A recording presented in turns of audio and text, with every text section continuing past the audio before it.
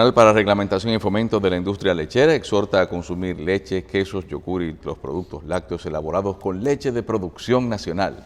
Un mensaje de Conaleche. Banco de Ahorro y Crédito Empire, junto a la familia L&R, ofreciendo soluciones de negocios, financiamientos, préstamos personales y ahorro. Su oficina principal está en la Avenida Bolívar 409 en Gascue y los agentes autorizados en tiendas de L&R Comercial. Banco de Ahorro y Crédito Empire. Para los dolores intensos, Natrafen Plus de Disfármaco, calidad que crece. Búsquelo en farmacias. Y la Monumental de Seguros tiene su nueva oficina principal en Santiago, en la avenida Piquilora número 1. Ahí usted encuentra las soluciones de seguros, asegurando su futuro hoy. La Monumental, vida, automóvil, vivienda, viajes e incendio, entre otros ramos, avalados por la experiencia de la Monumental en el mercado. Más de 3 décadas asegurando el país, la Monumental de Seguros. Bien, señores, Carlos. Decíamos cuando hablábamos del doctor Julio Brache, que el tiempo cambia y hay que adaptarse a los tiempos para que no le digan quedado a uno. Y yo le advierto a mi amigo y hermano, a mis amigos y hermanos Luis Serret y César Mella, que se pongan al día, porque está subiendo una camada de jóvenes psiquiatras que le están siguiendo los pasos. Mire, doctor, en medicina hay cosas como que siendo lo mismo cambiaron de nombre. Por ejemplo, si nos vamos, por ejemplo, ya yo no oigo hablar de microbios, sino de bacterias. Y virus. Y virus. Está bien, está bien. Ni oigo de mortificación, no, depresión. Lo que pasa es que todo avanza y hay que ponerse al día, ¿verdad? Y sobre todo con el tema que nos va a tratar la doctora María Virginia González, que es una joven psiquiatra y que Horacio Montenegro, hoy en Salud y Previsión, ha previsto que la doctora González nos hable de un tema que nos preocupa mucho. Resulta que dice William Hanna que la salud no tiene precio, tiene un costo. Pero tiene un costo. Y resulta que dentro de ese costo está el ganar, porque son empresas que ganan. Y ellos tratan de que aquellos tratamientos costosos, pues se le busque la forma para que no estén dentro de los seguros de salud, porque implica, a veces nos han dicho que una pastilla puede costar $1,000. Sí. Una pastilla. No, y lo grande es que cuesta mucho y no garantiza totalmente la curación. Sí, pero por ejemplo, el psiquiatra, el anestesiólogo, maneja las drogas. Ayer mismo, una paciente tenía un temblor y la familia se alteró porque el paciente se le estaban cayendo las cosas de las manos. Y llamaron a Serret, dice Serret, es el litio. Se le está dando mucho litio. Entonces quiero decir que el psiquiatra, y es que yo le saco su comida aparte al doctor Mella y a Serret, que manejan bien la farmacología, porque eso es lo que trabaja ahí en la cabeza. Vamos a hablar de salud mental en tiempos de COVID, en la que un paciente, doctora, bienvenida, gracias, llama a su gastroenterólogo y le dice, doctor, me quiero hacer una colonoscopía porque tengo una constipación. El médico le dice, ¿tú tuviste COVID? Dice, sí. Dice, trata de normalizar tus intestinos, porque uno de los efectos ulteriores es eso. Así pasan con algunas cosas. Hay efectos ulteriores en enfermedades mentales por el COVID, independientemente de la ansiedad que produce el que me va a dar, que no me da, que estoy aislado, que está en distanciamiento, independientemente de eso, o en personas que ya han rebasado y que lo que se llama coronavirus, ¿qué? persistente. Es decir, una etapa que en curados produce una serie de sintomatología. Buen día, Gracias por la doctora. oportunidad de estar aquí.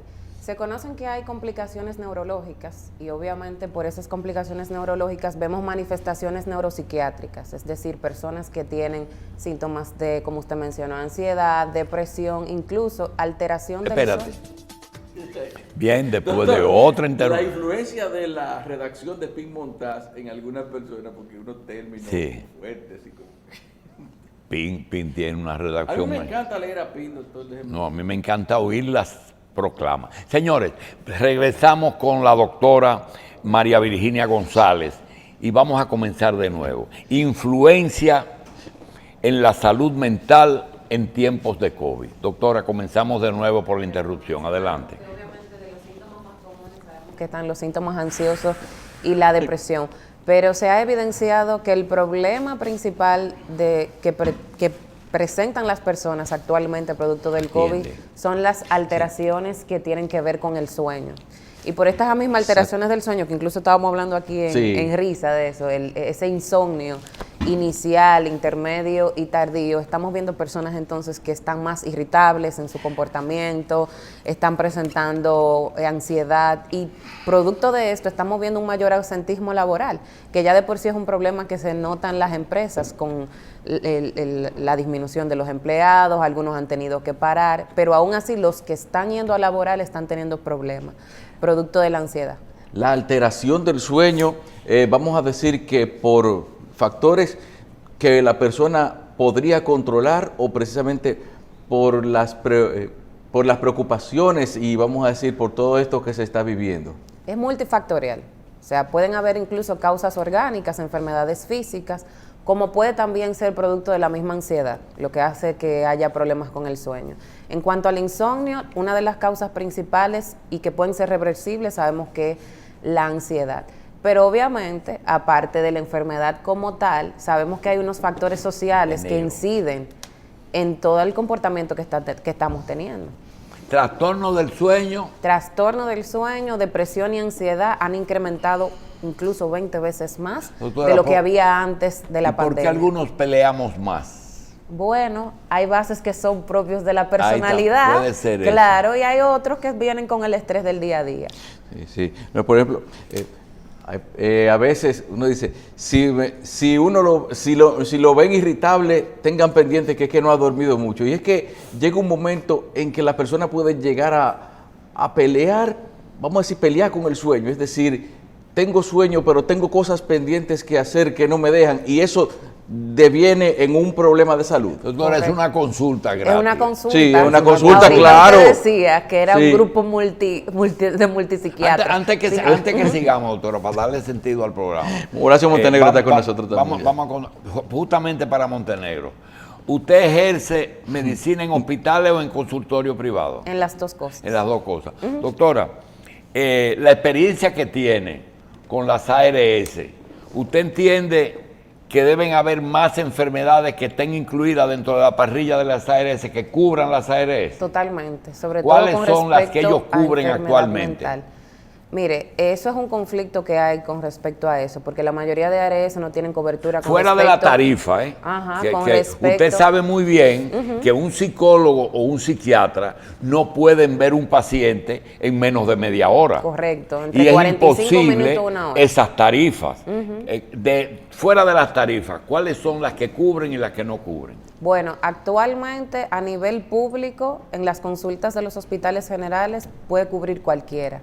O sea, con el seguro subsidiado y con el seguro ¿Se contributivo. cubre todo? Lo cubre todo, con respecto a las consultas de salud mental. Ahora, en cuanto a los fármacos que se necesitan, no hay una cobertura Y las extensa. condiciones preexistentes. Por ejemplo, una persona que sea maníaco, depresiva o esquizofrénico y no se diagnostica y entra al sistema, ¿le cubren eso? ¿O No, dicen realmente- ese no? No, en el sistema público, igual que en el privado, Lo cubre. no le cubre la consulta y le ya. cubre incluso el fármaco. Ahora sabemos que la mayoría de fármacos de psiquiatría son fármacos costosos. Y muy caros. Y los que cubre el seguro subsidiado son fármacos genéricos que incluso se venden en la botica, pero que realmente hay que decir que son funcionales y que cubren una necesidad del momento Pero, que doctora, realmente hay que aprovechar. El problema es que usted en una mañana puede ver en su consultorio apresurada, posiblemente puede ver 8 o 10 pacientes. Que no es lo en ideal. forma muy difícil, pero esos pacientes posiblemente paguen en consulta privada entre 1,000 y 2,000 pesos. Ahora, ¿cómo un psiquiatra va en 10 minutos a ver una consulta de 200 pesos subsidiada? No se Es puede. imposible, ¿verdad? Imposible. Pero sobre todo, si nos vamos y nos olvidamos de la parte económica, que es Sí, importante, es la porque no económica, se la puede que dejar pesa, a un lado. olvídate. Pero el tiempo no da para dar una atención No. adecuada. Pero no solamente para la consulta de psiquiatría, para cualquier consulta. Porque usted es doctor y sabe. No, porque usted tiene, por ejemplo, una enfermera que le puede decir, prepárame ese paciente, y la prepara para un tacto y ver si está dilatada, una ginecología. En ginecología, obstetricia. sí. Eso usted no lo puede hacer en psiquiatría. No, jamás. Porque la misma persona que interviene a ese paciente es quien tiene que darle el seguimiento, que eso es algo que no se ve tan frecuente en las consultas de los hospitales generales, mayormente donde hay una residencia de psiquiatría, para poner el Hospital Gautier, son los residentes que se encargan de la consulta. Estamos hablando de que tienen que durar una mañana completa viendo 10, 12, 15 pacientes. No hay manera de poder darle un abordaje integral y de forma adecuada en tan poco tiempo. Tenemos a Montenegro que quizá tenga algo que preguntarle a la doctora. Adelante, Montenegro. Buenos días, Buenos días, doctora. ¿Cómo está? Yo le quiero llevar hacia la situación de salud mental en este tiempo de pandemia. Yo estuve mirando una encuesta que hizo la ONU, ¿cierto?, a los hogares dominicanos, y que indica, por ejemplo, que el 15.4% de los hogares indicó que presentaba señales de depresión o ansiedad en este periodo. Un 6.9% sufrió tensiones en el hogar, un 3.1% ha excedido el consumo de alcohol. El 83% de los encuestados confirma que le inquieta que algún integrante de su hogar se enferme de coronavirus. Un 57.5% le preocupa no poder recibir atención médica si algún integrante se llega a contagiar con el COVID-19. Y un 63.5% del total de los hogares encuestados percibe tener alto riesgo o medio de contraer el virus en este mes. Frente a este esquema, ¿cuál es y qué tan alarmantes son estas cifras de nuestra población en este periodo de pandemia que tenemos aquí? Si te das cuenta, en base a los datos que me has comentado con respecto a las estadísticas que tienen que ver con ansiedad y depresión, los datos no van en discordancia con las cifras que normalmente vemos que Salud Pública manifiesta de que hay depresión y ansiedad en la población. De hecho, sabemos que aún sin pandemia, la ansiedad es el motivo de consulta principal en las consultas de salud mental. Ahora, ¿qué sí hemos visto de alarmante? El hecho de que ha incrementado la consulta de psiquiatría, la gente se ha decidido luego de la pandemia a buscar más consultas de salud mental, pero no hay suficientes servicios. Y eso es lo que nos debe de alarmar. O sea, el hecho de que necesitamos fortalecer un sistema de atención primaria donde haya un personal médico que tenga la capacidad de identificar esas problemáticas para que lo pueda referir de manera adecuada a las personas que le puedan brindar una atención.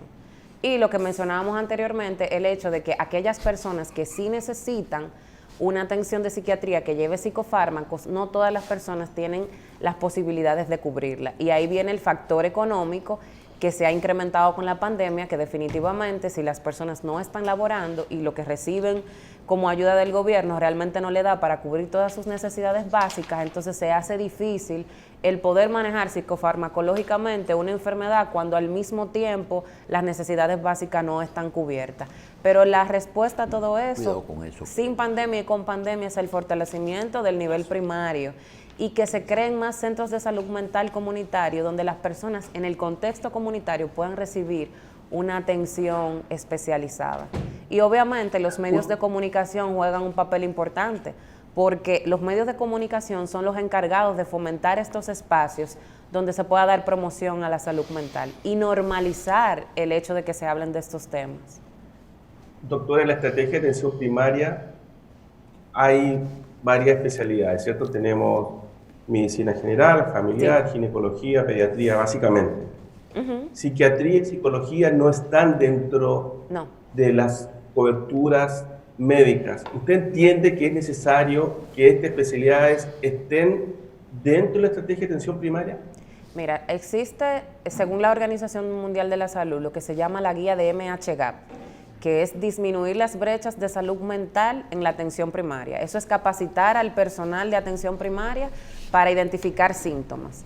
Lo que en la pirámide de salud mental, en cuanto al segundo nivel de atención, necesitamos es que se abran centros de salud mental comunitario. Ahí sí vienen psicólogos y psiquiatras en el segundo nivel de atención, donde las personas, como te decía, en el contexto comunitario pueden recibir una ayuda.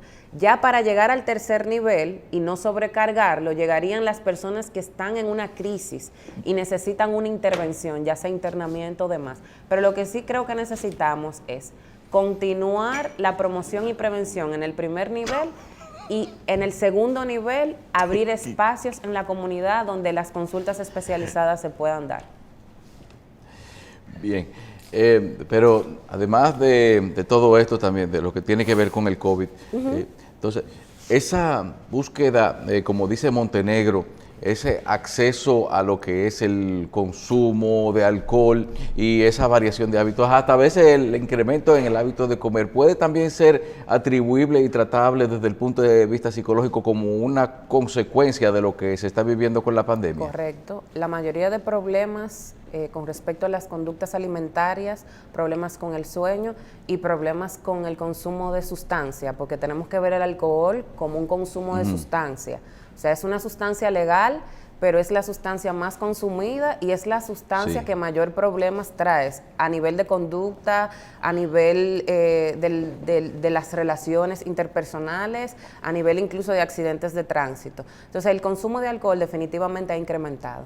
Y tú sabes que muchas personas, o sea, en la mayoría de los casos, no lo hacen de manera consciente, pero utilizan el alcohol como una forma de relajarse, de desinhibirse, de calmarse. Entonces, al estar nosotros totalmente, vamos a decir, trancados, para utilizar una palabra llana, restringidos del acceso a los lugares de ocio, podríamos decir que sí, muchas personas han incrementado el consumo. Uno dirá, bueno, ellos no tienen los bares, no tienen los restaurantes de noche, pero ¿qué hacen? Van al colmado, las personas van al supermercado y compran de manera masiva alcohol. Y tú notas que en el tiempo entonces, cuando llega el toque de queda, el consumir alcohol se ha convertido en una parte de la liberación y la socialización del dominicano y en el mundo completo. También algo más, se suple de cierta forma o calma, vamos a decir, en términos de conducta, lo que es el contacto virtual, vamos a decir, los videochats y esto que se ha puesto como alternativa para los encuentros. Se podría decir que sí. Fíjate que en un principio la Organización Mundial dijo distanciamiento social y la gente incluso empezó a hacer un distanciamiento excesivo. Luego cambiaron la palabra de distanciamiento social a distanciamiento físico para abrir esa ventana a que la gente entienda que el contacto con el otro ser humano se puede dar de manera virtual. De hecho, hay clases virtuales. Yo doy clases en la universidad de manera virtual. Hay incluso, la gente hace catas, hablando del consumo de alcohol, por ejemplo, se está utilizando eso. Las catas virtuales donde te llevan una cajita a tu casa y la gente en Zoom, o en Skype se reúnen, hablan de la bebida, hablan del queso, hablan del jamón, pero sí se puede dar un contacto virtual. Y el contacto con otros seres humanos es una necesidad biológica, como parte del reforzamiento de la recompensa que el ser humano recibe a nivel cerebral cuando interactúa con el otro. O sea, es una necesidad. Sí, y las clases virtuales, bueno, usted como docente ya a nivel universitario, pero un niño que tenga que durar, vamos a decir, una larga cantidad de tiempo frente a una pantalla, entonces, ¿no refuerza eso lo que es, en términos de su conducta, el sedentarismo, o no ameritaría algún tipo de compensación para esta para la falta de contacto con los demás de su edad? Mira, ya eso es una de las repercusiones psicosociales que tenemos que tomar en cuenta, porque cuando la gente piensa en salud mental, solamente piensa en las patologías, pero esa es una de las consecuencias a nivel educacional, que no vamos a ver las repercusiones necesariamente ahora, porque es que ahora todos los niños están bajo la misma circunstancia.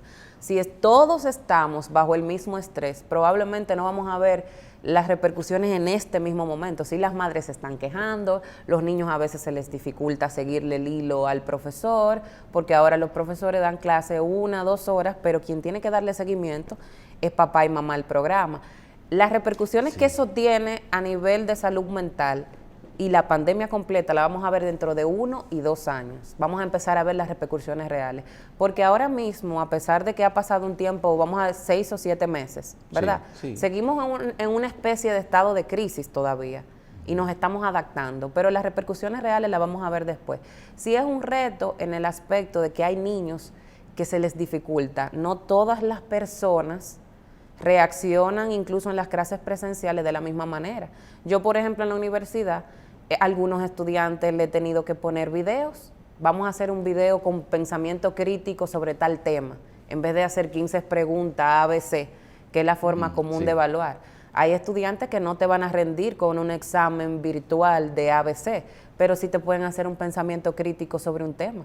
Incluso este mismo tema de la pandemia, yo lo he puesto varias ocasiones, hagamos un video de 15 o 20 minutos y a un pensamiento crítico de cuál tú crees que ha sido el impacto, investigue el tema. Entonces, todo ese proceso de adaptación lo debe de hacer educación, pero no lo deben de hacer solo, tiene que ser un personal multidisciplinario. Ahí tiene que intervenir salud, ahí tiene que intervenir educación, ahí tiene que intervenir incluso la sociedad civil. Es un trabajo en grupo realmente. Sí, claro. Montenegro. Doctora, hablando del tiempo de crisis que usted estaba comentando recién, yo estaba leyendo que el director de salud mental del Hospital Santo Socorro indicaba que la cantidad de suicidios que hemos tenido este año han superado los 1.400 personas. Nuevamente, el factor de depresión asociado a esta situación de pandemia, donde muchas personas han perdido su fuente laboral. Sí. Vimos el caso de la persona, ¿cierto?, que suicidó en Huacal. ¿Qué tan alarmante, nuevamente mi pregunta ahora orientada a esta situación, es poder controlar o poder buscar mecanismos, ¿cierto?, para bajar esa tasa de suicidio en el país? ¿Podrías repetirme la última parte, por favor? ¿Qué tan alarmante es la situación hoy Con de respecto salud al mental en el país en función de la tasa de suicidio que hoy día existe y qué se puede hacer para bajar ese número? Mira, fíjate que el mes pasado, el día 10 de septiembre, se celebró el Día de la Prevención Mundial para el Suicidio, entendiendo que es una problemática que debemos de afrontarla y sobre todo intersectorial, como mencionaba hace un rato. Y justamente el 10 de octubre se celebró el Día de la Salud Mental, como una manera de que nosotros podamos darle la importancia y la gente entienda la necesidad. Para esta fecha se reportan alrededor de 400 a 415 suicidios, sabiendo que hay muchos suicidios que no se han reportado y que la mayoría de estos son ejecutados por hombres. A nivel mundial sabemos que es más común que la mujer lo intente, pero quienes lo llevan más a cabo son los hombres, incluso porque utilizan métodos que son más impulsivos, los cuales no voy a mencionar. Pero es importante el prevenir, porque uno de los factores de riesgo que más está relacionado al suicidio es haber intentado antes suicidarse. Como método de prevención, a veces las personas tienen el mito de pensar que si se habla de este tema, eso va a promover a que se lleven a cabo, pero realmente no es así. Mientras más rompemos ese tabú y hablamos del tema del suicidio de una manera empática, responsable y de una manera clara, se puede prevenir, porque eso hace que las personas se sientan en la libertad de buscar ayuda. Justamente ayer yo vi 2 personas, masculinos menores de 30 años de edad, que presentaban ideaciones suicidas y no desde ahora. Ahora con la pandemia eso ha incrementado que esos pensamientos suicidas estén en su cabeza. Entonces, ¿qué debemos de hacer? Educar a la población a través de los medios de comunicación, a través de las redes sociales, acerca de este tema y de la necesidad de buscar ayuda en caso de que uno tenga en algún momento, alguna persona tenga un pensamiento suicida. Otra de las cosas que se debe regularizar es los medios, porque sabemos que hay métodos que son más comunes y que son más letales. Entonces tenemos que limitar el acceso a esos medios, igual como recientemente hubo un caso de una joven que fue rociada con ácido, y uno de las propuestas que se estaban hablando era de la necesidad de limitar esos medios. Entonces, los medios también se deben de limitar, pero la psicoeducación es muy importante a la población. La gente tiene que saber que hablar de suicidio es un tema que no se debe de quedar callado, sobre todo cuando también en la familia hay historia de suicidio. Y sabemos que el 90% de los suicidios están relacionados al trastorno depresivo mayor o a la depresión en sí. Entonces, hablar de depresión, hablar de temas de salud mental debe ser algo natural, así como nosotros estamos conversando en este momento. Entonces, es una responsabilidad de todos, no es solamente el Ministerio de Salud Pública a través del Departamento de Salud Mental. Todos, educación, salud, los gobernantes, tienen la responsabilidad de concienciar acerca de esos temas. Bien. Doctora, ¿cuánta es la cobertura en términos de cantidad de profesionales, psiquiatras en este caso, que hay en el país frente a la demanda de consultas de esta especialidad? A nivel de salud pública tengo entendido que hay alrededor de 700, pero se necesitaría muchísimo más.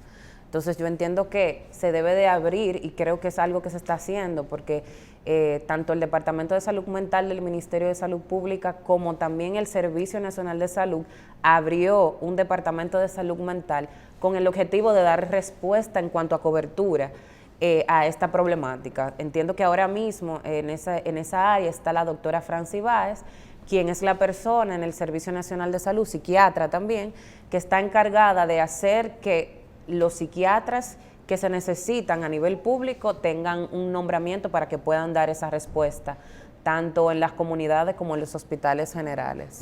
Y en el sistema de seguridad social, la psiquiatría tiene, vamos a decir, la cobertura adecuada, o hay accesibilidad para las personas aseguradas, por ejemplo, en los planes básicos, subsidiado, contributivo, a los servicios psiquiátricos, sí, servicios psicológicos. Pero los hospitales son restringidos, no en todos los hospitales hay psiquiatras. Por eso es la necesidad de lo que el señor Montenegro decía, el doctor, de que se amplíe más la cobertura, y eso es lo que el Departamento de Salud Mental del Ministerio y del Servicio están tratando de hacer, para que la población tenga más acceso a consultas de psiquiatría. Pero necesitamos promoción y prevención de bienestar, no es solamente hablar de la enfermedad, sino promover actividades de bienestar a través del deporte, a través de la cultura, a través de los ejercicios, a través del arte, donde las personas tengan la oportunidad de sentir bienestar y placer a través de las diferentes actividades que realizan. Sí. Y las medicaciones, vamos a decir, son muy poco asequibles las medicaciones para las personas que quizás las requieran en caso de algún tipo de tratamiento psiquiátrico. Realmente sí, porque las medicaciones de salud, o sea, de problemas psiquiátricos son sumamente costosas, y no todo el mundo, incluso siendo clase alta, clase media alta, tiene facilidad para el acceso. O sea, estamos hablando que hay tratamientos que pueden costar incluso 10,000 pesos mensual, 15,000 pesos mensual, otros, dependiendo de cuál sea, 85,000 pesos mensual. Entonces, sí, es sumamente costoso. Hay un programa de alto costo en el Ministerio de Salud Pública, pero ya para el acceso a esos medicamentos hay un procedimiento que realizar, y eso mayormente lo realiza el psiquiatra que atiende a esa persona. Sí, está ahí. Bien, nosotros vimos, Montenegro mencionaba el caso de la persona que se suicidó lanzándose desde un edificio de oficinas gubernamentales, pero vimos también posteriormente de un video que dejó grabado también, y yo digo, ¿qué lleva a una persona que aparentemente no tiene ningún problema que motive a que llegue a tomar esa decisión. Es decir, hay personas que pueden tener una tendencia suicida aún sin elementos detonantes conexos, vamos a decir, Sí. de asuntos de problemas económicos, de salud familiares, que lo hagan llegar a esa decisión, sino por una, vamos a decir, precondición, podríamos decir, de que puedan llegar a eso. Fíjate que estadísticamente ¿Puede no- ser hereditaria la tendencia al suicidio? Bueno, eso es algo que se está estudiando, porque de hecho se ha evidenciado. Sabemos que en una familia donde ha ocurrido un suicidio, hay 8 personas afectadas alrededor, pero la siguiente generación tiene el riesgo de que alguien también cometa suicidio.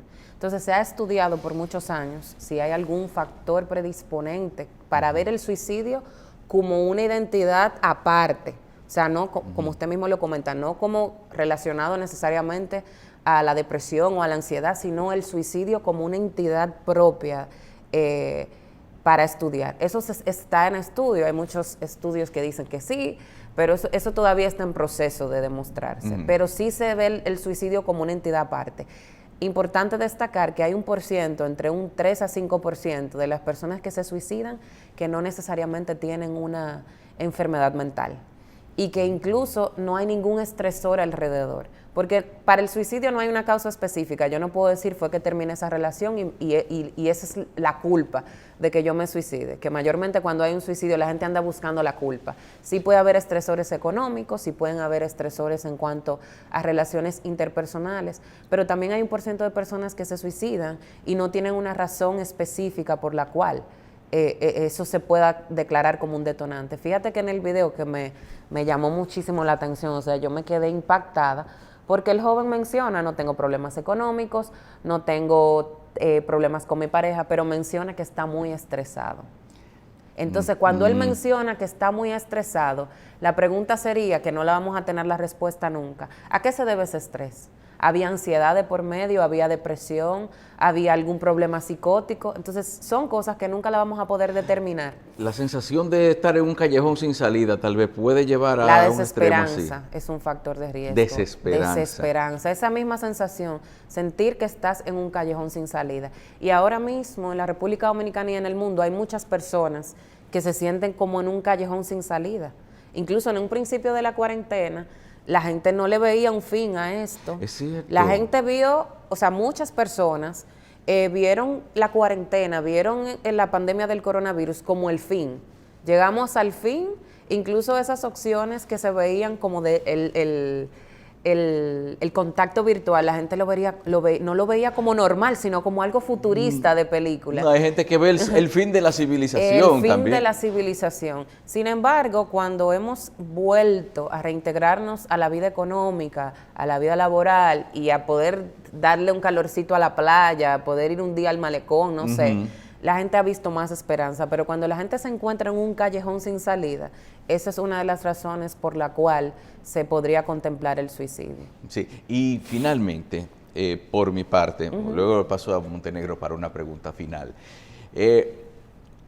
Los medios dan idea a esa gente, es decir, ¿hay alguna influencia de lo que ven en cuanto a lo que es tomar esa decisión? Porque a nivel de medios de comunicación y de medios informativos, uno maneja la posibilidad de que quizás estamos divulgando las ideas para que alguna gente cometa ciertas cosas. Acabas de decir una palabra clave, las ideas. Y toda información bien contada puede tener un impacto positivo y negativo. Cuando digo bien contada, porque todo depende de la intención con el que la cuenta.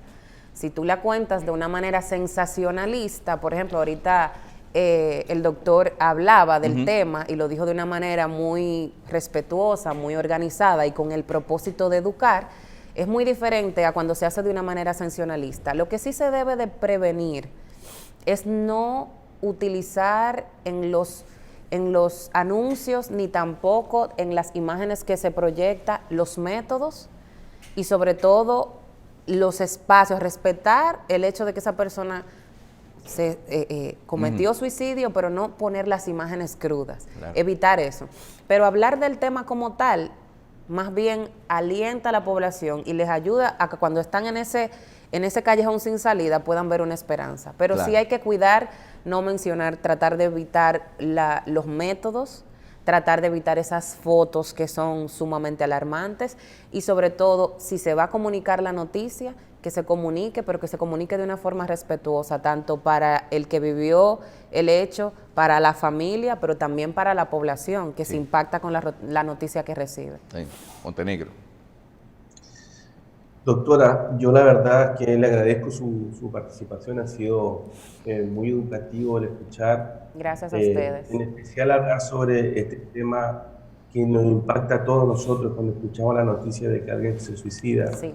La manera en que hay que abordarlo es súper importante, yo coincido con usted.